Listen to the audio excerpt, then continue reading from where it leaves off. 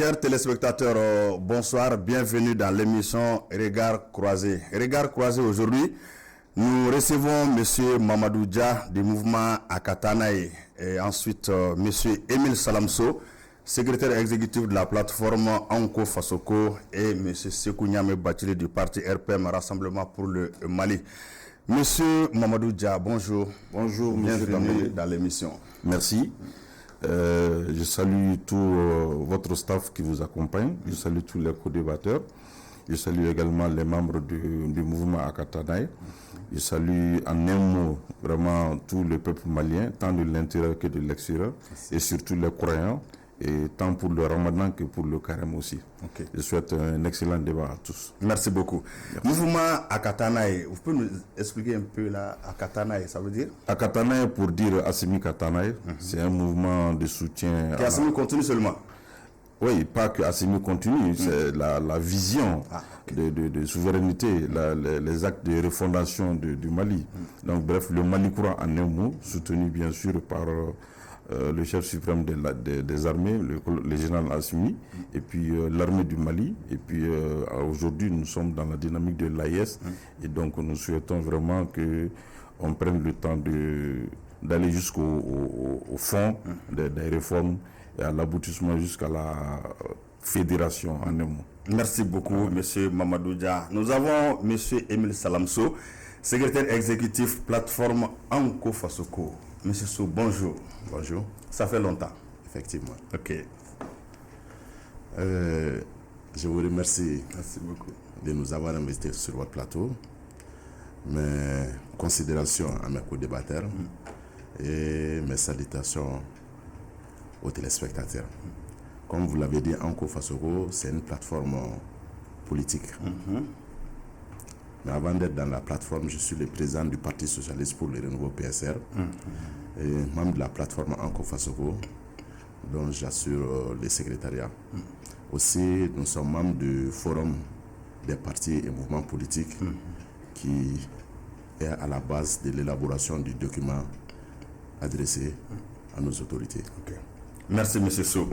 Monsieur Sekou Niamé Bathily, RPM Rassemblement pour le Mali. Monsieur Bathily, bonjour. Bonjour Antoine. Je vous salue. Je vous remercie aussi pour l'invitation. Merci beaucoup. Tout en saluant mes co-débatteurs, les téléspectateurs.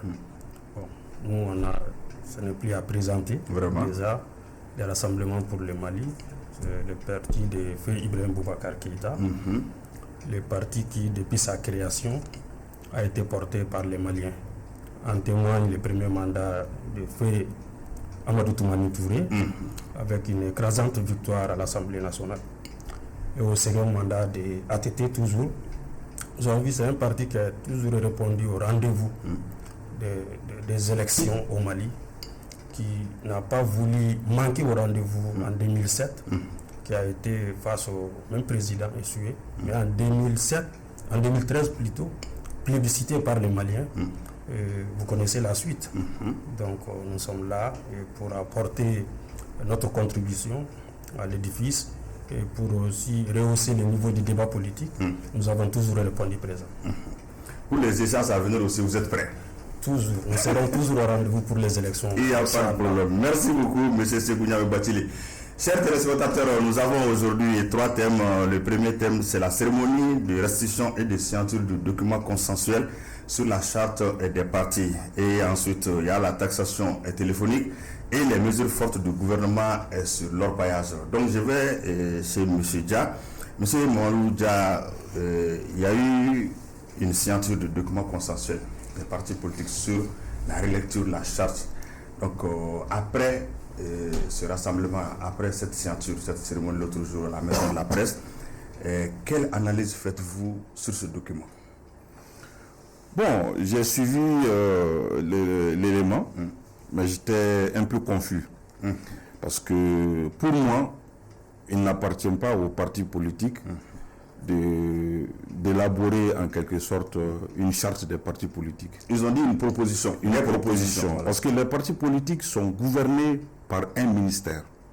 Donc il appartient au ministère de prendre un acte et maintenant de proposer aux partis politiques, voilà les changements que nous comptons faire dans l'avenir, au regard de tout ce qui s'est passé sur un certain temps, soit 30 ans, soit 25 ans. Mais très souvent, on accuse les partis politiques qui ne font pas de propositions. Moi, je pense que cette fois-ci... Pour le moment, je ne suis pas dans cette accusation. Je suis dans une démarche. Parce que c'est comme si aujourd'hui, on invitait les moustiques à préparer un antipaludéen. Alors que oui, le palu vient... À la base du palu, il y a le moustique. Moi, je pense que c'est venu avant l'heure, pour être court. La proposition des partis politiques, pour moi, est venue avant l'heure.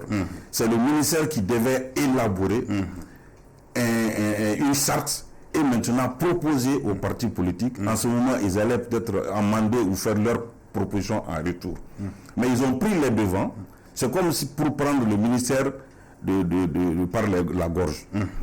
Donc c'est pour cela que je dis que j'étais un peu confus. Parce que ils ont un ministère de tutelle qui suit les partis politiques.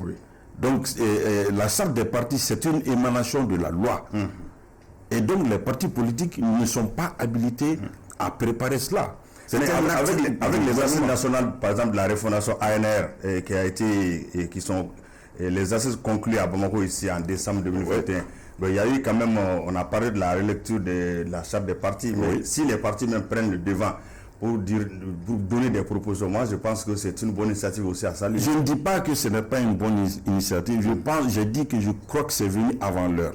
Il devait avoir sur la table un document, un projet de charte établi par les autorités, l'autorité de tutelle. Et apporter leur amendement. Et ensuite, voilà, apporter leur amendement ou des recommandations. Et il appartient finalement un dernier mot au ministère pour mettre ça devant la table du CNT. D'accord. Ça, c'est ma vision par rapport à l'approche. Maintenant, pour le moment, le contenu, on n'en parle pas parce que moi, j'attends de voir d'abord l'acte que le gouvernement va proposer au public pour qu'on puisse se prononcer là-dessus. Sinon, pour moi, c'est vraiment venu avant l'heure et ce n'est pas la bonne démarche. D'accord, donc M. Sékou Bathily, comme le M. Dia, je pense qu'il veut dire que c'est la charrue avant les bœufs, alors que ce sont les bœufs qui tirent la charrue. Bon, je pense que c'est un peu ça passé. M. Bathily, comment voyez-vous ces propositions des partis? D'abord, je vais recadrer un truc. Venant de M. Dia, les partis politiques ne sont pas gouvernés par le ministère de tutelle. Non, le ministère est la tutelle des partis politiques. C'est différent de gouverner.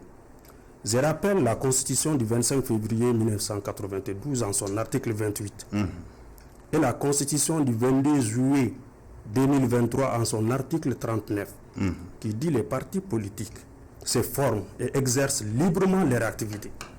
Donc on n'est pas gouverné par un ministère. Il faut que ça soit bien compris à ce niveau. Maintenant, en venant à votre question, vous savez, moi je salue l'initiative de ces partis qui ont voulu répondre à une correspondance du ministère. Le ministre délégué auprès du Premier ministre chargé des réformes politiques et de soutien au processus électoral, c'est lui qui a écrit officiellement les partis politiques, individuellement, en leur demandant de faire des propositions dans le but du projet de relecture de la charte des partis politiques. Donc, si un ministre nous écrit, un ministre qui est rattaché au Premier ministre nous écrit officiellement pour nous demander de faire des propositions, et si on fait ces propositions, on est à notre plein droit de les faire. Ça, c'est un. De deux, je voudrais bien qu'un mouvement comme le mouvement des Dia qui soutient les autorités, et qui dit même Assimi Katanae, doit être au parfum des choses. Si vous voulez soutenir quelqu'un ou une autorité, il faudra se renseigner d'abord sur ses activités. Parce que ce que nous faisons, les partis politiques, nous faisons actuellement, c'est le ministre qui l'a demandé. Donc nous sommes en train de répondre à une correspondance d'une autorité. Le besoin d'améliorer le cadre politique, juridique des élections au Mali a toujours été au centre des préoccupations de la classe politique malienne. Il ne faut pas qu'on fasse croire que c'est une nouveauté. Ce n'est pas une nouveauté. Je salue ceux qui se sont regroupés au sein d'une coalition pour faire leurs propositions. Nous, en notre sein, les RPM, lorsque nous avons reçu la lettre du ministre délégué auprès du Premier ministre chargé des réformes politiques et du soutien au processus électoral. Nous avons étudié sa correspondance au sein du parti, du bureau politique national. Comme nous sommes un parti organisé, les militants ont décidé à l'unanimité au sein du bureau politique national, lors d'une réunion, ont décidé que les partis répondent directement au ministre. C'est pourquoi d'aucuns ont été surpris qu'il ne nous a pas vu de l'autre côté avec la coalition. Il n'y a pas un différend quelconque entre nous et les autres partis de la classe politique. Nous sommes en phase et par rapport à beaucoup de points. Mais très généralement, on dit que l'union aussi fait la force. Exactement, je suis d'accord. Mais comme vous l'avez dit, nous sommes un parti organisé. Souvent aussi, il y a l'instance suprême du parti qui est là, qui doit écouter aussi les militants. Si une réunion décide ou donne un cap, il faudra suivre les caps. Donc le RPM n'est pas en porte-à-faux avec les autres. Mais les militants ont décidé ainsi. Les militants ont décidé ainsi à ce que nous répondons directement au ministre. Et c'est ce que nous avons fait le 11 mars dernier. Nous avons répondu au ministre avec nos propositions, nos propositions, mais surtout dire que les RPM, les préoccupations du RPM, très généralement, et par rapport à ces points-là, se rapportent à certaines dispositions contenues dans divers textes de loi de la République du Mali. D'abord, la Constitution du 25 février 1992, toujours en vigueur, mais aussi la loi 2022-019 du 24 juin. Mais et la nouvelle constitution. Non, je vais en venir. Je vais en venir parce que le texte dont nous parlons est rattaché à la constitution du 25 février et non à la DER. Le processus qui est en cours, c'est de conformer ces textes-là à la nouvelle constitution. Donc c'est on va rester dans les propositions. Voilà, le RPM c'est rapporté à ces niveaux-là, la constitution du 25 février qui est en vigueur toujours, et aussi la loi 2022-019 du 24 juin portant loi électorale au Mali, mais aussi la loi 2015-007 du 4 mars 2015 portant un statut de l'opposition politique au Mali. Et enfin, la loi numéro 047 du 18 août 2005 portant charte des partis politiques. Donc voilà ces 4 différents textes de loi que nous nous sommes focalisés pour faire nos propositions au ministre de tutelle. Donc je pense que dans le débat, nous allons en parler de ces propositions-là. En 2 secondes, pensez-vous que les partis politiques ont fait vraiment une avancée avec ça? Moi, j'apprécie beaucoup la réaction de la classe politique. Merci. Très sincèrement, parce que nous avons vu la dynamique. La dynamique et tout l'intérêt que les partis politiques ont manifesté à accompagner les autorités par rapport à cette relecture de la charte des partis. Parce que nous avons fait de cette affaire notre affaire. Puisqu'il s'agit de la charte des partis politiques, il s'agit des partis politiques, il s'agit de nous. C'est notre propre affaire. Merci. Et je salue ici, je félicite le ministre délégué auprès du Premier ministre qui a bien compris l'enjeu et qui a saisi les partis politiques, qui n'a pas voulu nous contourner. Merci, M. Bathily. M. Émile Salamso, donc votre plateforme était vraiment impliquée dans cette signature-là. Comment voyez-vous vraiment ces propositions du mardi passé?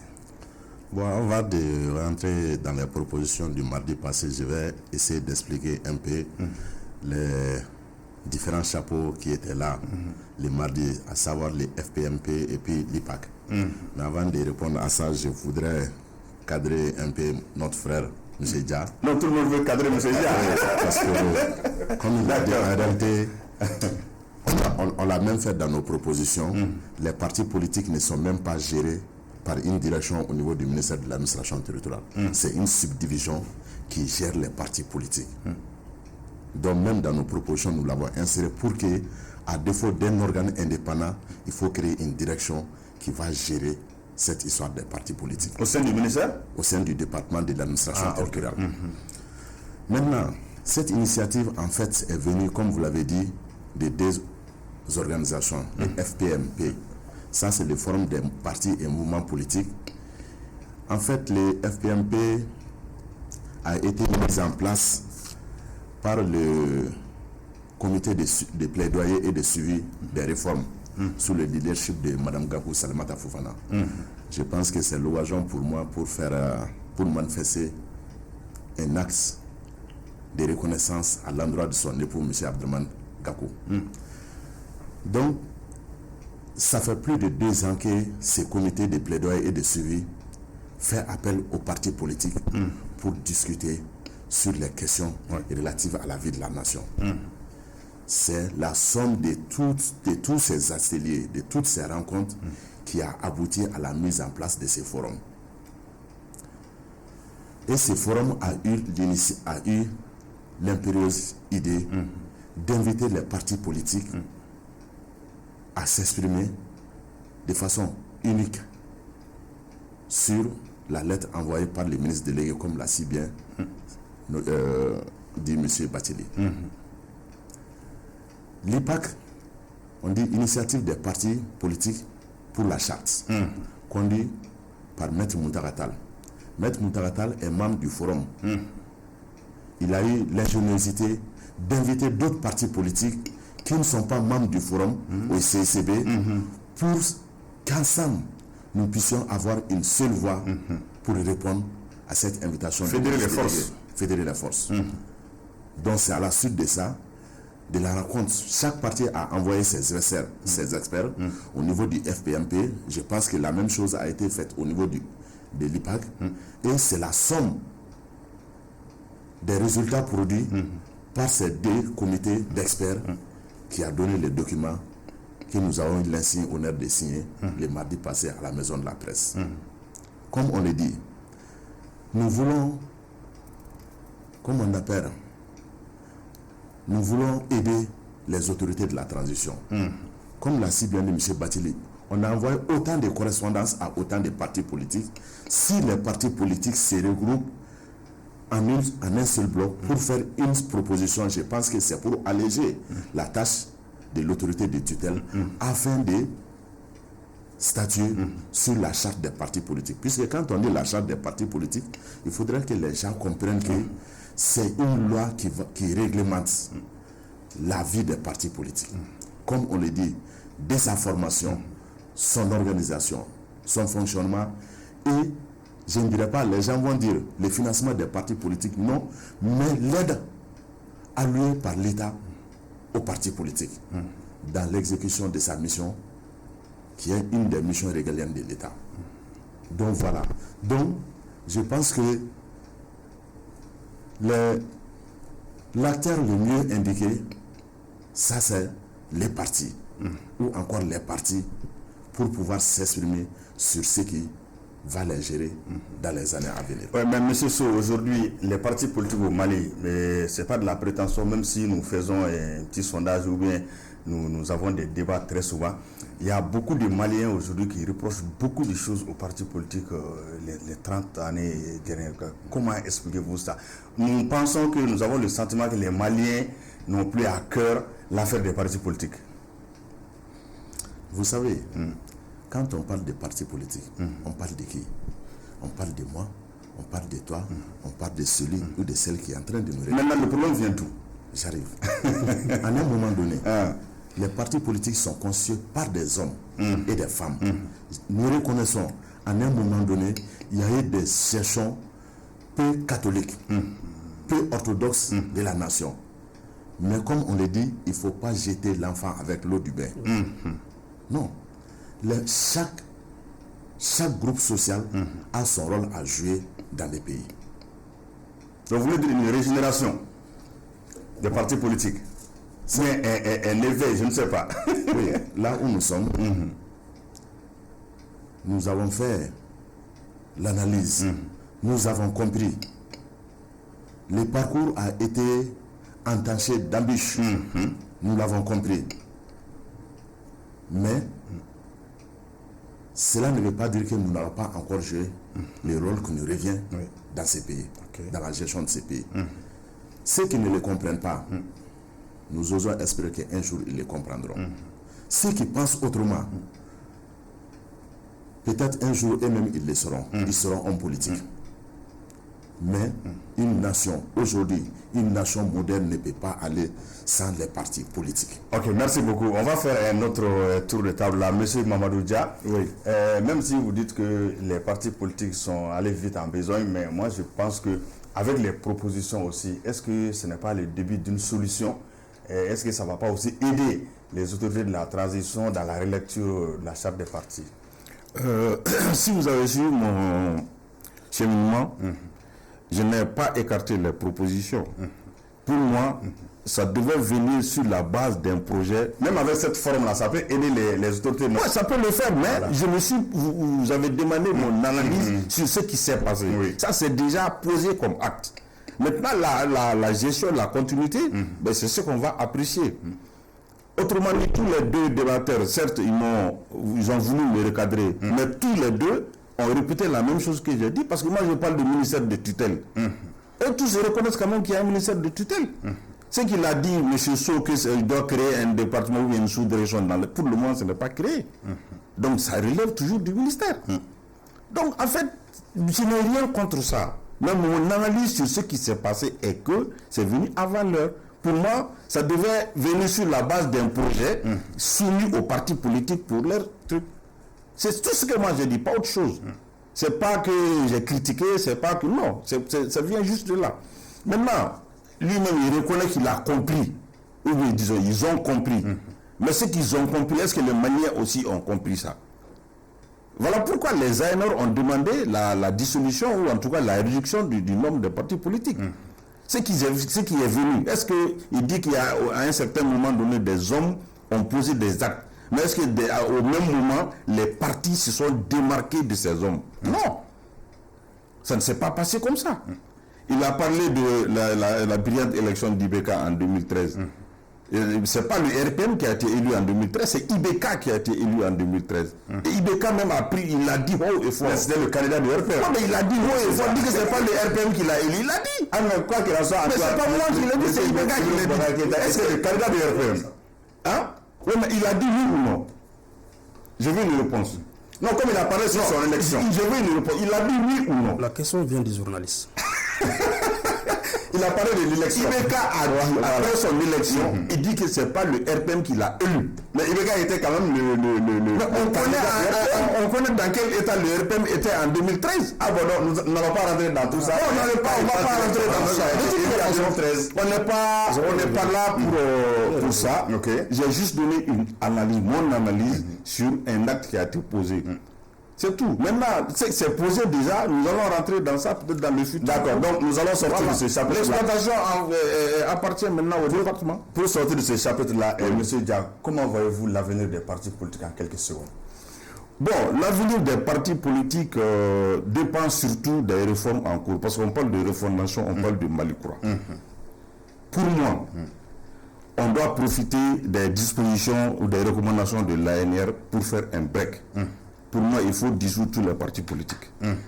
Mettre de nouveaux critères. Ce n'est pas dissoudre pour sanctionner. Dissoudre pour mieux faire. Élaborer de nouveaux critères. Et donc table rase pour et préparer l'arène politique avec de nouveaux textes. Maintenant, celui qui vient et se conforme à ces textes-là, on lui donne son récépissé. La formation qui vient, il remplit les nouvelles conditions, on lui donne son récépissé et on continue. Il le disait, peut-être c'était hors micro, il y a tellement de partis aujourd'hui officiellement sur papier, mais qui n'existent pas, ou qui ont été fusionnés à d'autres partis. Donc on doit faire le toilettage. D'accord. Donc pour moi, aujourd'hui, la presse est qu'on doit aller vraiment vers faire une table. On dissout les partis et partir sur un bon pied. Rebondir vraiment par rapport aux réformes demandées par le peuple malien. Monsieur Ségouniamé Bathily, comment voyez-vous l'avenir des partis politiques aujourd'hui? Vous savez, nous sommes au Mali. La politique au Mali plutôt n'est pas que l'apanage des partis politiques. Nous le savons. Si vous voyez qu'il y a la floraison d'un mouvement... Il y a autre chose là-dedans? Oui, il y a la floraison de mouvements politiques. C'est à dessein. Nous le savons. M. Dia a rappelé le cas de IBK par rapport à... Il n'a pas été élu par les RPM. Je rappelle quand même que par 2 fois, il a été candidat du RPM aux élections. Et ça a son sens. Les politiques savent ce que je suis en train de dire et connaissent aussi, comprennent. Si c'était à refaire, le discours que IBK a tenu par rapport au RPM, il ne va pas le tenir. J'en suis témoin, j'en suis sûr aussi. L'avenir des partis aujourd'hui. Maintenant, c'est dire seulement aux autorités, l'avenir des partis, je vais en venir, c'est dire aux autorités de faire attention. Parce qu'on a eu des gens comme ça.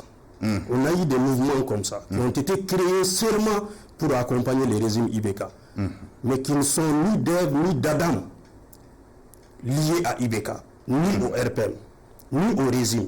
Mais qui étaient là seulement par circonstance. Comment on peut créer un mouvement pour aider quelqu'un ou aujourd'hui, au Mali, les gens sont très forts dans ça.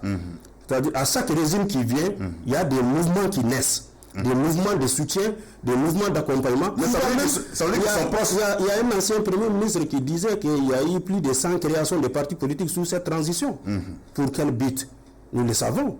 Et ces mouvements-là qui disent aujourd'hui Assimi Tanaye ont leurs objectifs qui n'ont rien à voir avec Assimi. Donc j'en appelle au président de la transition d'être vigilant. D'être très très vigilant. Même si ils ont leurs objectifs, ils ont leur mouvement. Et de faire la part des choses entre ceux-là qui se sont constitués en formation en parti politique ou ceux qui se sont constitués aussi souvent en mouvement, qui sont de bonne foi, qui veulent bien faire, et des mouvements qui sont là par circonstance seulement pour avoir les faveurs des autorités. Le président de la transition doit faire la différence entre ces différentes entités. C'est très important ce que j'ai dit ici. Et vous savez, il faut qu'on abandonne l'idée d'une réduction mécanique du nombre des partis politiques par suppression ou par suspension. Ça ne va pas marcher. Non, il dit de mettre en place des critères, de nouveaux critères. Il a dit d'abord de faire table rase, de tout dissoudre et de mettre les critères en place et permettre la formation de nouveaux partis politiques. Ça, cette proposition-là viole la constitution du 22 juillet 2023. Je le dis haut et fort. Et je peux le prouver. La constitution du 22 juillet 2023 a réaffirmé le multipartisme intégral au Mali. Et c'est cette même constitution, en son article 39, qui dit clairement que les partis politiques se forment et exercent leur activité librement. Donc tout est clair. Donc on n'a pas besoin de faire une dictature pour dissoudre les partis politiques, pour les raser, et pour essayer de mettre les partis qui sont dans la grâce des autorités, ou dans la même vision. Vous allez de mettre des critères. Là, c'est très simple. Parmi les propositions, moi, je vais vous dire une chose, parmi les propositions du RPM, mais ça existe. Nous avons proposé à ce qu'il y ait des critères. Il y a des critères pour la gestion, la gouvernance même des partis politiques.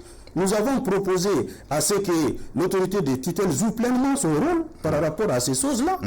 On peut amener les autorités à fixer, de commun accord avec les partis politiques, des critères de gouvernance, des critères de financement destinés aux partis politiques que nous avons proposé d'ailleurs d'appeler... Mais selon vous, tous les partis qui sont là actuellement, qui restent en place?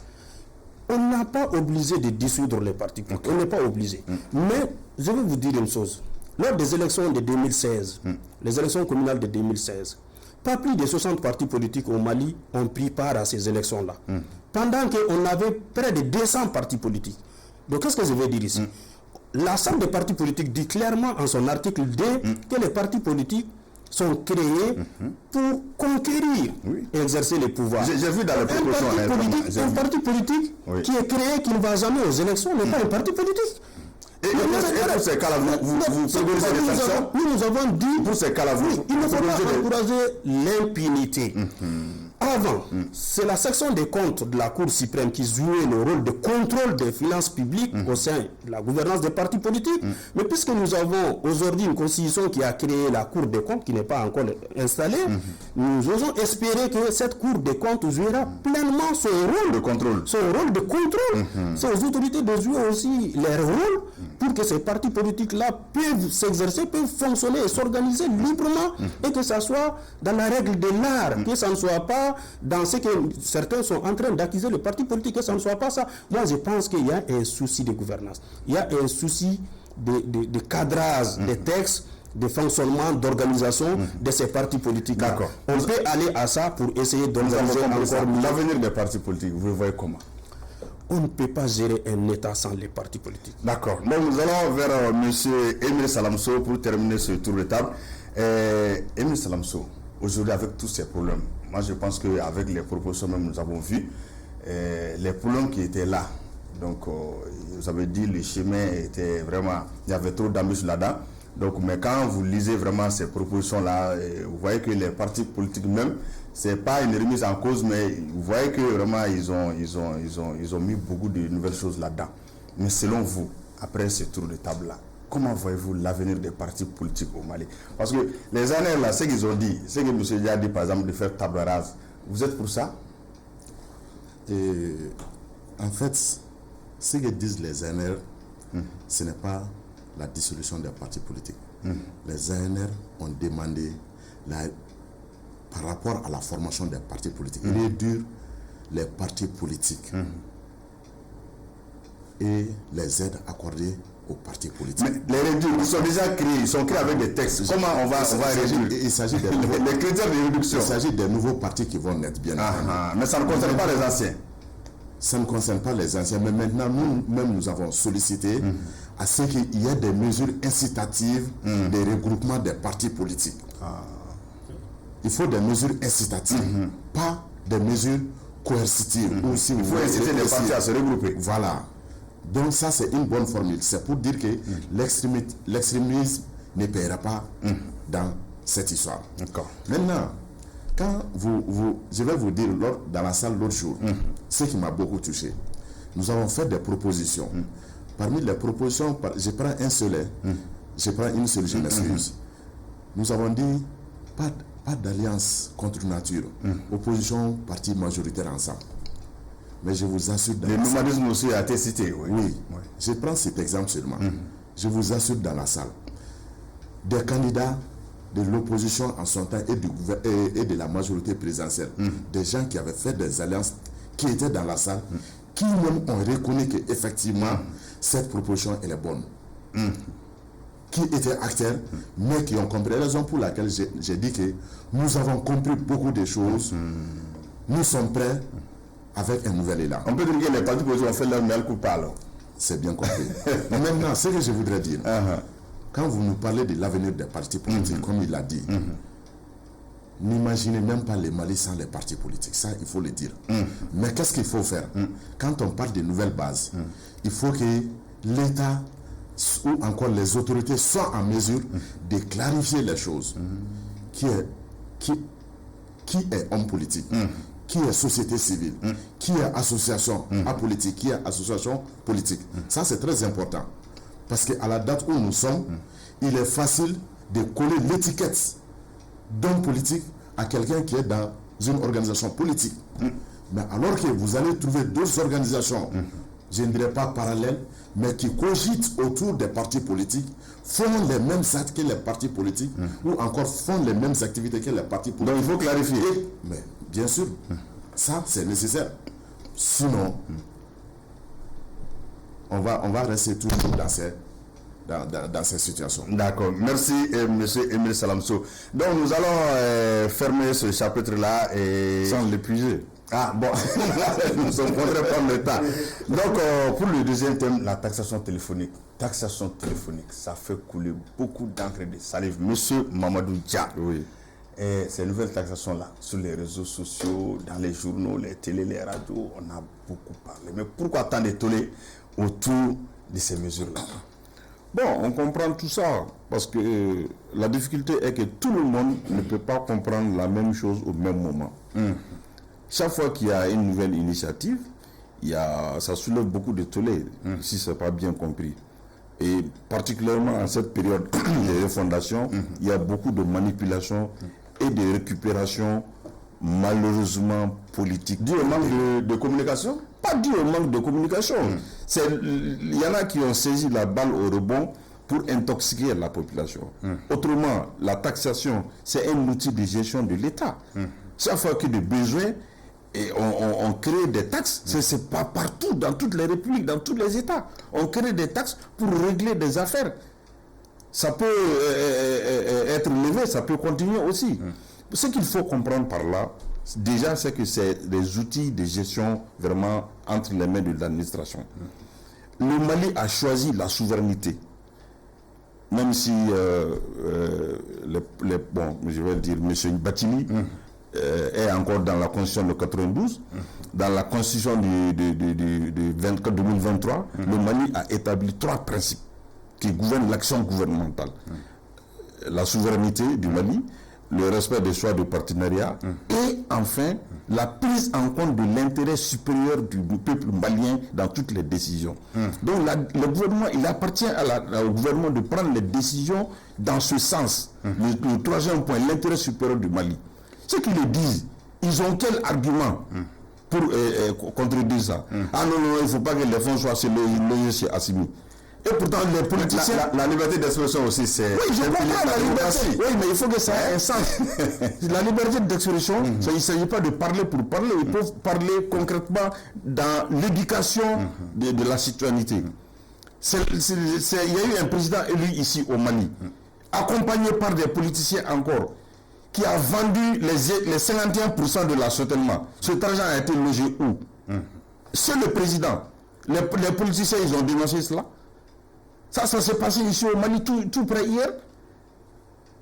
Mais même malgré le décret de constitution par rapport à la gestion de ces fonds, les opposants prennent tout ça pour dire que non, l'argent ça va chez Assimi. Non, Assimi a quoi à faire avec ça?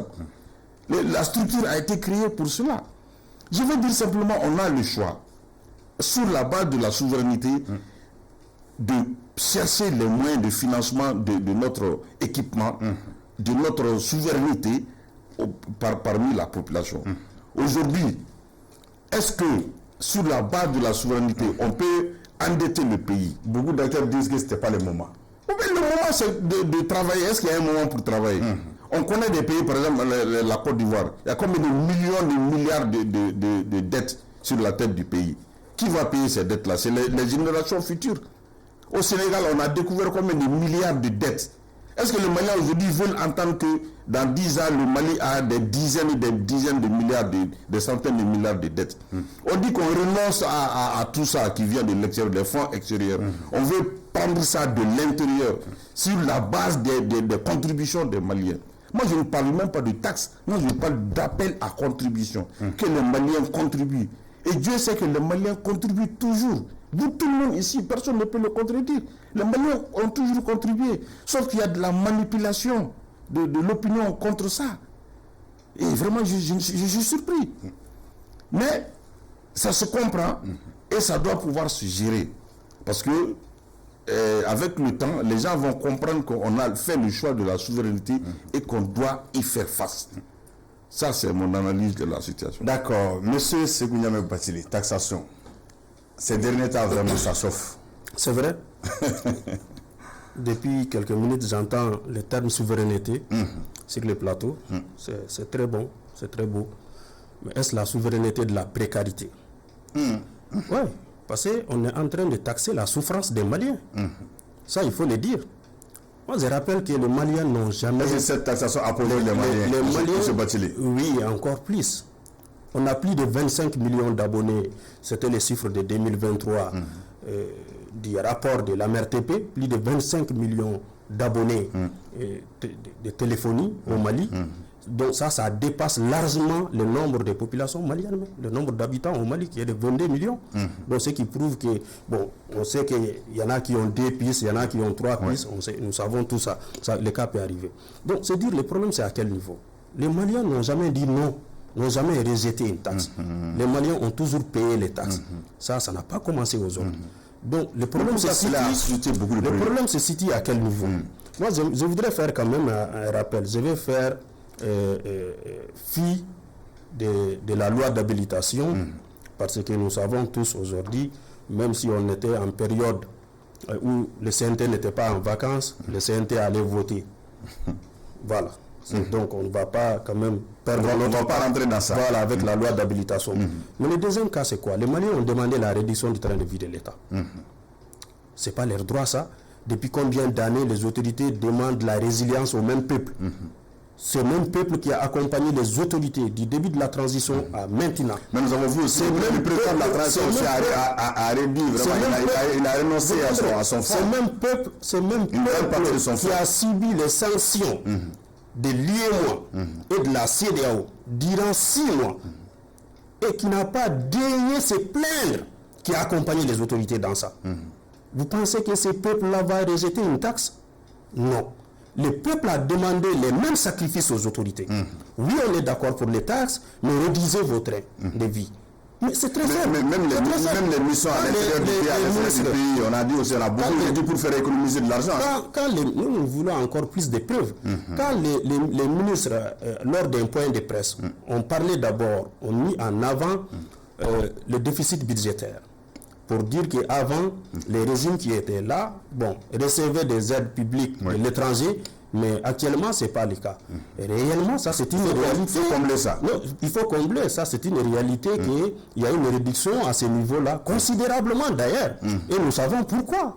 Parce que cette même politique-là qui a conduit à chasser tout le monde, c'est cette politique qui a fait que le Mali, comme tant d'autres États, je rappelle que des puissances dans ce monde-là reçoivent des aides publiques. Ça n'a pas commencé par le Mali. Mais on va laisser ces détails-là. Mais qu'est-ce que j'aimerais dire par là? Le déficit budgétaire, la loi des finances 2025, le déficit budgétaire, c'est moins de 600 milliards. Or, nous savons, à la faveur de la relecture du code minier, le ministre des Finances a déclaré que l'État doit avoir 700 milliards dans les négociations de ces contrats-là, et que 500 milliards auraient déjà été versés à l'État. Où sont ces 500 milliards-là? Si le déficit budgétaire-là ne dépasse pas 600 milliards, si on a 500 milliards de mines, mais ça ne peut pas combler quelque chose. Mais les paroles du ministre des Finances aussi, les paroles sont crédibles. Oui, bien sûr, il l'a dit. Il l'a dit, c'est pourquoi nous le croyons. Et si nous le croyons que ces 500 milliards-là ont déjà été versés à l'État, est-ce que ça ne peut pas combler quelque chose dans le déficit budgétaire 2025, de la loi de finances 2025? Ça, c'est un. Il y a d'autres choses. Rappelons quand même que la réduction du train de vie de l'État a été demandée. On a entendu l'annonce du gouvernement en disant qu'il y a eu 101 milliards. C'est ce qui a été dit, n'est-ce pas? Qui a été réduit du train de vie de l'État. Mais on a demandé. Nous savons qu'aujourd'hui, ces taxations-là ne concernent pas les plus hauts responsables de l'État. Nous faisons la part des choses. Est-ce qu'un gouvernement aussi peut venir détailler je ne dis pas au gouvernement de détailler d'économie? Je ne dis pas au gouvernement de détailler comme vous l'entendez. Non, c'est pas comme ça. Mais c'est très simple. Nous l'avons vu en 2019. Quand il y a eu les fonds de soutien de lutte contre le coronavirus. Mais le président a annoncé, El Hadji Ibrahim Boubacar Keïta, il a renoncé à 3 mois de son salaire. Son premier ministre a renoncé à 2 mois. Son gouvernement, ses ministres ont renoncé à 1 mois. Des actes comme ça sont concrets. On n'a pas expliqué. Mais le président de la transition aussi a renoncé à son fonds. Réorienter les fonds et renoncer, ça fait 2. Il a réorienté les fonds. Mais c'est tout dans les choses sociales. Attention. Dans les Parce que quand sociales. on renonce, on ne les perçoit pas. Quand on renonce, on ne les perçoit pas. Si on les perçoit et qu'on les réoriente vers d'autres activités, là, on n'a pas renoncé.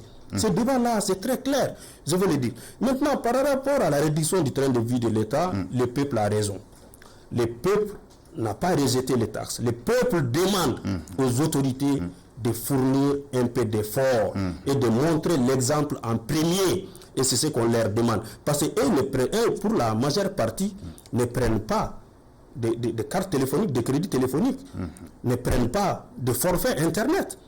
Pour la plupart des cas, ils ont des cartes de communication. S'ils n'ont pas de cartes de communication, ils ont des crédits post-pay. Les crédits post-pay, quand vous consultez le rapport de la MRTP, les dirigeants doivent être mis dans des conditions de travailler. Mais le contexte ne s'y est pas. En 2023, le rapport de la MRTP l'a révélé. Et d'ailleurs, un ministre ne doit pas avoir de crédit.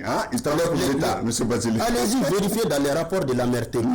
Les crédits post-paid utilisés au niveau de Move Africa, la CI, les montants faramineux qui sont là-bas. Et nous savons de quoi il s'agit. C'est de ça que le peuple est en train de demander à ces autorités-là, de réduire les trains de vie de l'État, puisque eux, ils ne sont pas taxés au même titre que cette population qui se cherche, cette population qui a été appauvrie par la crise énergétique, qui n'a pas d'électricité, ces PME qui ont été fermées à cause de la crise énergétique, ces chefs de famille qui n'arrivent pas à nourrir leurs familles, ils ne sont pas au même niveau que ces dirigeants, ces ministres-là, qui nous sentent la souveraineté, mais quand en réalité, au retour, ne posent pas d'acte de souveraineté, ne posent pas d'acte révolutionnaire. C'est de ça qu'il s'agit. Par rapport au comité de pilotage, l'autorité doit être mise quand même dans une certaine condition de travail. au sommet de l'État. Personne n'a dit à ce qu'il renonce à tout. Quand on dit réduire là, ça veut dire que diminuer. Ça ne veut pas dire renoncer à tout. C'est ce qu'on a demandé à ces autorités-là. Par rapport au comité de pilotage du fonds dont M. Dia a parlé, mais qui est contre la gestion d'infos par un comité, que ce soit à la présidence ou autre? Mais les Maliens se rappellent que le président de la transition que nous saluons ici a injecté 6 milliards pour payer des groupes électrogènes. Quelle est la suite des groupes électrogènes pour l'EDEM? Quelle est la suite? Un président qui a ordonné à ce qu'il y ait des centrales solaires à Safo, à Tchakadougou, dans d'autres localités. Mais c'est à long terme, hein? Quelle est la suite? Quelle est la suite? C'est pas immédiat. Non, mais quand je dis la centrale solaire, je parle de ce qui s'est passé après. L'information que le président lui-même a donnée par rapport à la gestion de ces cas-là. Nous avons des précédents malheureux, des précédents fâchés. Et c'est de ça qu'il s'agit. Le doute s'installe à ce niveau-là. Et l'autre doute, c'est quoi? Et pourquoi le décret qui institue ce comité de pilotage-là n'a pas pensé à l'association des consommateurs, n'a pas pensé à la société civile? Pourquoi on a constitué ce comité-là que des ministres? Pourquoi on n'a pas associé la société civile et l'association des consommateurs dans la gestion de ces fonds-là? Et pourquoi? Pour quelles raisons? C'est la réponse à ces questions-là que nous sommes en train de chercher aujourd'hui. Au niveau de votre parti, quelle est votre position par rapport à la taxation? En quelques secondes. Moi, je suis le porte-parole du parti. L'analyse que je donne, c'est très simple. Nous avons entendu les cris de cœur des Maliens. Les Maliens, depuis combien d'années, ont accompagné les autorités? Mais vous êtes pour ou contre? Et pour la rare des fois, les Maliens se sont exprimés de façon à ce qu'ils rejettent dans leur grande majorité la façon, le contexte et la manière de mettre ces taxes-là. Je rappelle qu'il y a plusieurs taxes. On n'a pas vu les Maliens se manifester contre la tartope. L'ordonnance là a parlé de tartope. Qui s'est levé contre la tartope?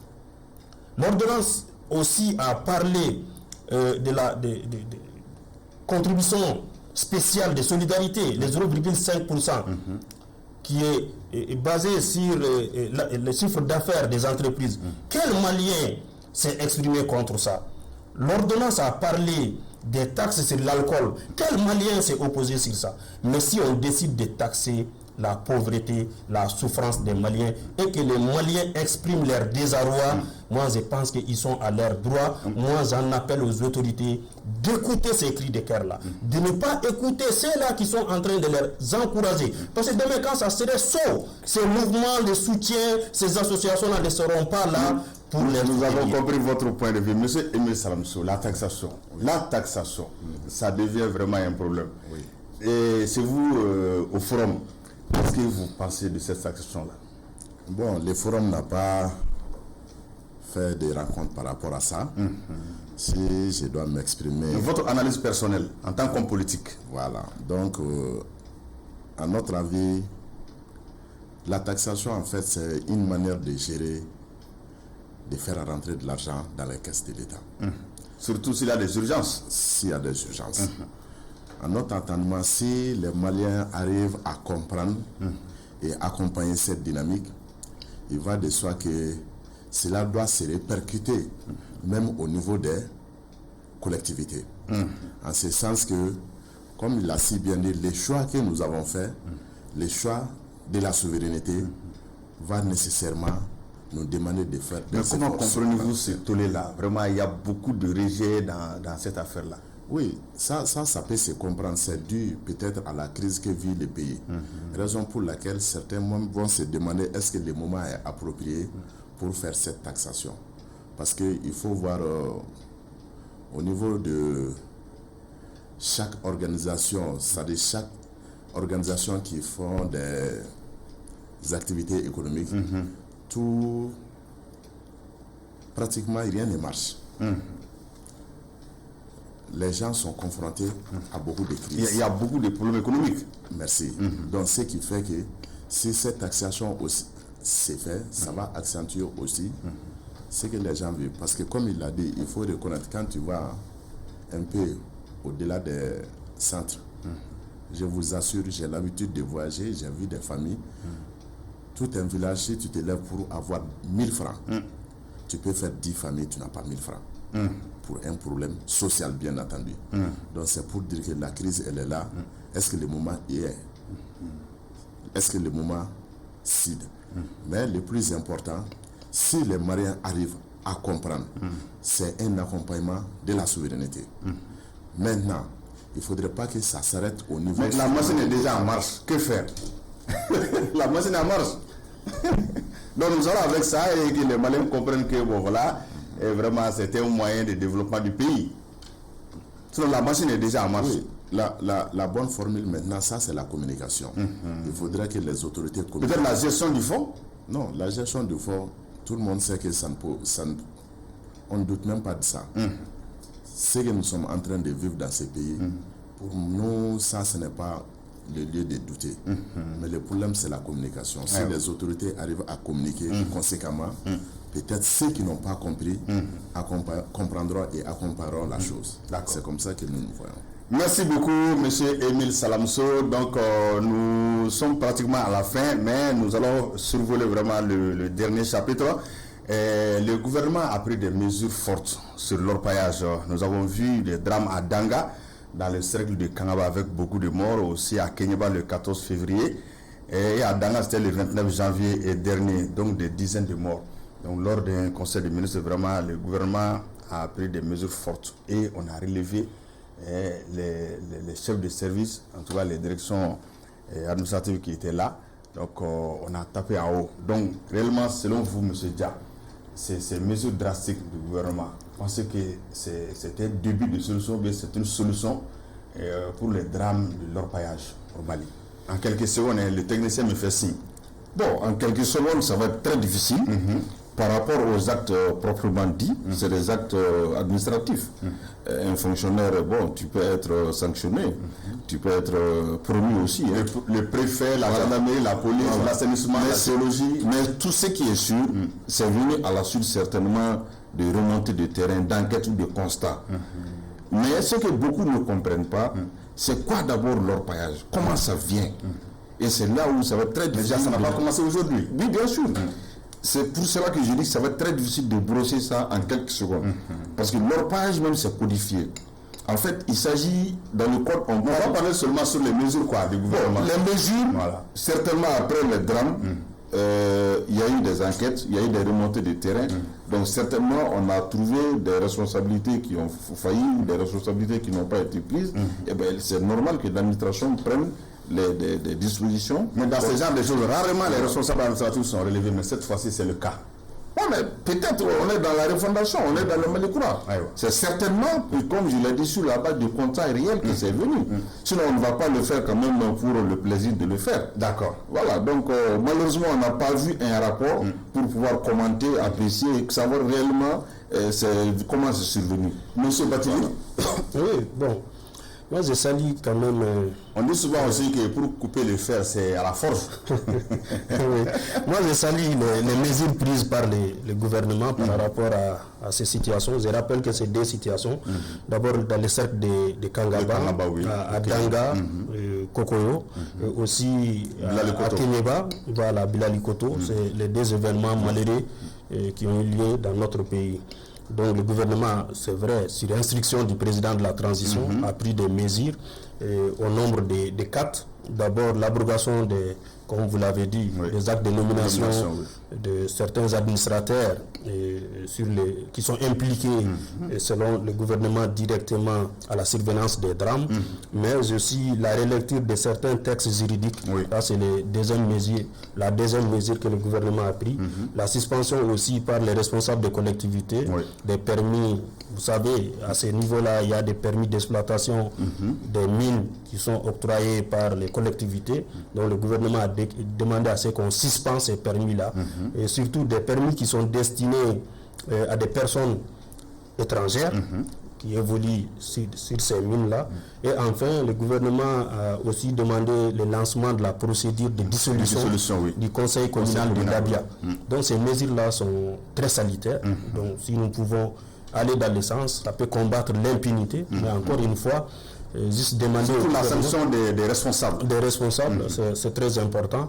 Et aussi demander au gouvernement, s'il y a à chaque fois qu'il y a des sanctions comme ça, il faut que derrière, il y ait en tout cas d'autres actes qui prouvent que l'impunité ne serait pas pardonnée. Parce que si des gens sont impliqués à des drames qui ont coûté la vie à des dizaines de personnes, donc ça ne pourrait pas être répondu uniquement par l'abrogation des délits. Il faut aller très loin. Il faut aller très loin parce qu'on parle de vies humaines. On parle de vies humaines. Et s'il y a surveillance des cas comme ça et que c'est avéré que les personnes sont impliquées, donc on ne peut pas les relever seulement. On doit en tout cas permettre à la justice de bien d'être regardant sur là-dessus et de voir qui est coupable et qui ne l'est pas. On ne dit pas que ceux qui ont été relevés sont coupables, mais la justice pourrait bien quand même poursuivre son travail pour ceux qui sont responsables. Ceux qui sont responsables. Voilà. Merci beaucoup, M. Bathily, M. Salamso, Émile Salamso. Donc nous allons terminer avec ça, l'orpaillage, les mesures du gouvernement. Oui, je m'associe aux analyses faites par mes co-débatteurs. Maintenant, ce que nous pensons, peut-être il faut aller surtout dans la prévention. Peut-être les alertes ont été données, il fallait anticiper avec certaines dispositions, à la fois administratives. Donc ça fait des décennies que nous sommes dans ça. Voilà, donc des alertes ont été données depuis longtemps. Donc il ne faudrait pas attendre que les drames surviennent pour prendre des mesures coercitives ou des mesures administratives. Il faut que les autorités aient l'idée d'anticiper souvent les choses. Et ce serait une très bonne chose pour ne pas attendre afin de punir les auteurs ou les coupables. Merci beaucoup, M. So. M. Mamadou Dia, Mouvement Akatana, merci. Merci d'avoir répondu à notre invitation. M. Sebounyame Bathily, comme d'habitude, toujours au rendez-vous. Merci beaucoup, M. Bathily, merci M. So et M. Salamso de la plateforme Anko Fasoko. Je suis sûr qu'on va se retrouver ici pour d'autres émissions sur d'autres thèmes. La regard croisé. Donc, chers téléspectateurs, c'était aujourd'hui ce numéro de Regard croisé. Nous étions aujourd'hui avec M. Désiré Dako, à la réalisation Fousseni Dao, à la technique M. Dao. C'est Dao qui est là-bas? Draman Kone, d'accord, Draman Kone. Donc, à la DIF, nous remercions les uns et les autres à un prochain numéro de Regard croisé. Merci beaucoup.